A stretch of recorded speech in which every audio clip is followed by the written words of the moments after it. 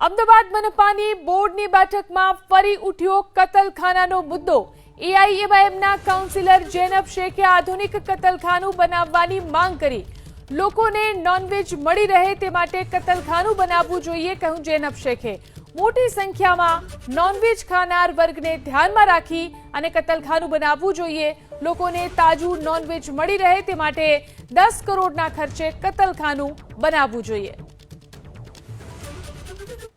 तो टॉप 5 देश के अंदर गिना जाता है जो बीफ को एक्सपोर्ट करता है पेड़। तो क्यों गुजरात के अंदर अहमदाबाद की बस्ती की भी हक है कि उसको भी अच्छा और फ्रेश मीट मिले। कि ये 32 करोड़ का काम अहमदाबाद की जो बस्ती है उसके लिए लाया गया था। और जो अभी स्लोटर हाउस है वो 123 साल पुराना स्लोटर हाउस है और वहां पे हाइजीन भी मेंटेन नहीं हो रहा।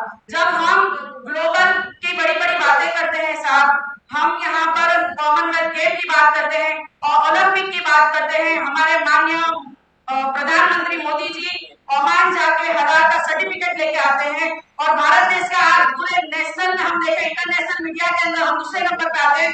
उत्तर भारत पूरे भारत के अंदर दूसरे नंबर पे आता है मीट एक्सपोर्ट के अंदर। तो गुजरात के जो नॉन वेजिटेरियन है उनके साथ ये नाइंसाफी क्यों की जा रही है सर?